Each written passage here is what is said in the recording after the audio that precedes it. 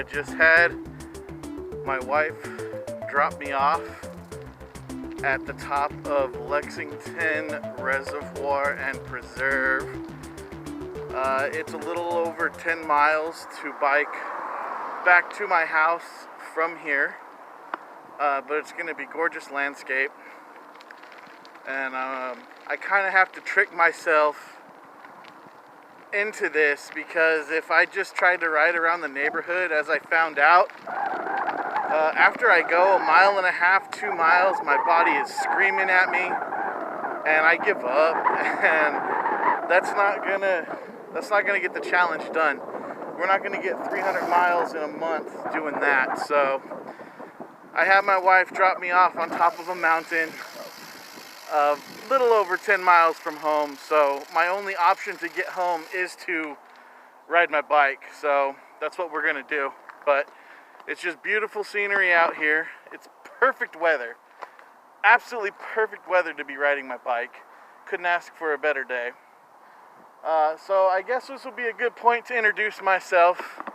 For those of you who don't actually know me, my name is Cheeto the Mad Viking.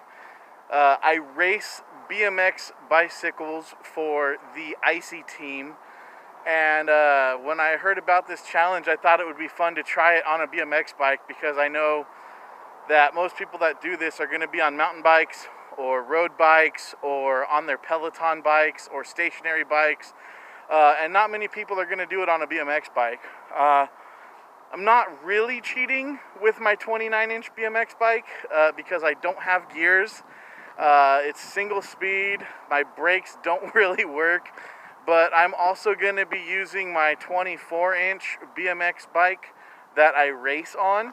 When I race all this month, I'm going to actually be tallying the miles while I'm racing as well, so that I can put those towards my final count.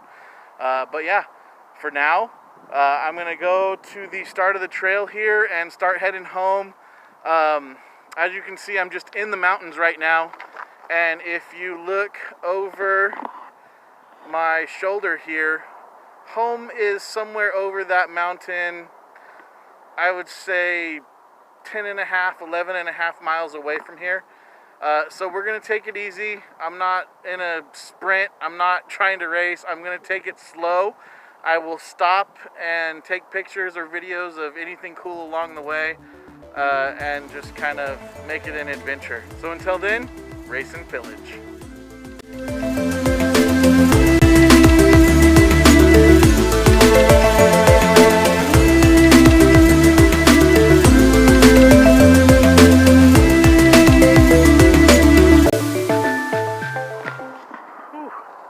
I'm only about 20 minutes into my journey, and the first thing I faced was this drop. I don't know if you can see it behind me, but there was this long downhill section that dropped about 90 feet.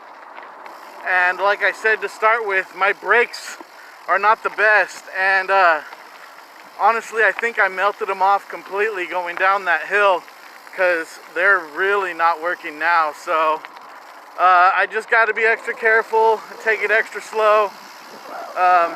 It's going to be an adventure. So we'll see you guys along the way.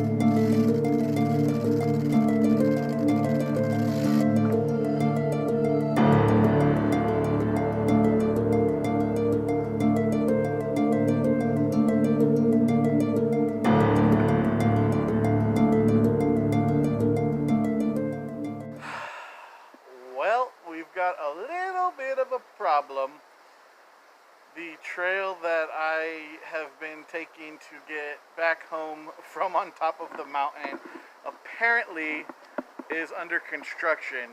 So I gotta try and figure something out.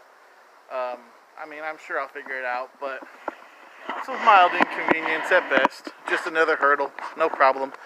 The big problem is my brakes, honestly. If you can see this, when I started off on this trip, my brakes would engage about here on the lever.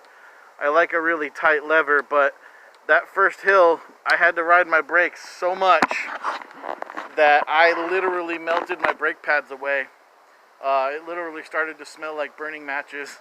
So I actually had to get off and walk, and I'm glad I did, because coming down the trail a little bit further, when it was gravel, I hit another steep section with a lot of sharp turns and blind corners. And I mean, at one point I had one foot, I was half off the bike, I had one foot dragging through the gravel, the bike was sideways, I had the brakes as locked up as they would go. And I was just full-blown panic mode, but we're learning, we'll get there. So right now I'm just gonna figure out an alternative route around the construction here. So I'll see you guys on the trail.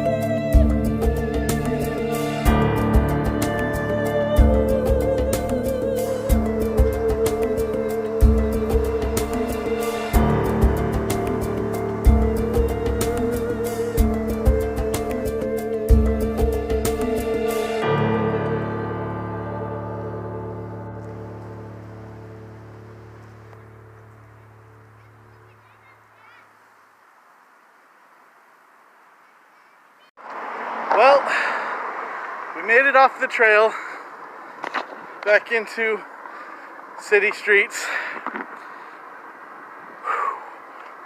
Not gonna lie, I'm exhausted. I got about a mile and a half until I'm home. I'm gonna take a nice cold shower,